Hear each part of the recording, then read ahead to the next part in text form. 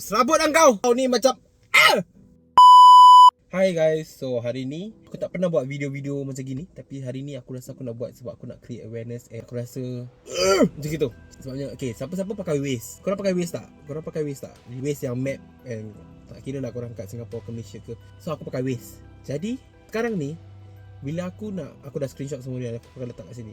So tadi bila aku nak pergi kat tempat ni, tiba-tiba aku tak tahu ni kena hack ke apa. Sekali aku nampak ada macam word-word yang aku tak pernah nampak. Macam aku tak tahu word-word ni semua ni dia macam nampak tak pernah nampak. Jadi aku macam ini macam is that one. Jadi aku pergilah Google. Aku pergi Google, tak lah betul ke tidak. So aku dah pergi tempat ni. Aku keep changing dia punya language. Aku pergi tukar dia punya language to change to English. Tak tahu kenapa, like banyak kali tu aku tukar and it's like macam kena hack gitu. Aku tak tahulah. I don't know whether you guys are experiencing this. Tapi aku dah keep tukar English. Dan aku keluar, aku masuk balik, dia keep patah balik dekat language.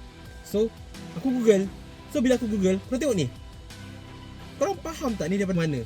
Selama ni aku pakai, kita contribute ke? Why are we using the company? Aku dah macam geram gila. So using this one for the whole my lifetime. Sebab dia senang gila. Aku tak tahu korang pakai tak. Aku harap korang akan share kat ni to create awareness lah. Korang pakai dah lama kau. Semua kau nak ambil. Semua kau nak kau semak. Kau ni semak betul. Macam tu lah. So korang renungkan lah. Aku pun tengah renung-renungkan ni. Pura-pura pada korang. Aku cuma create awareness kan. Mungkin ramai tak tahu macam termasuk aku. Mungkin ada yang dah tahu. Tapi untuk aku tak macam kita dah tahu. Kita try to avoid it. Kau ni macam serabut lah kau. Ish, terpaksa lah aku pakai. Macam mana ni korang? Korang yang selalu pakai Waze kan, korang komen kat bawah apa korang akan buat. Tapi itulah, korang renung-renungkan lah. Ya.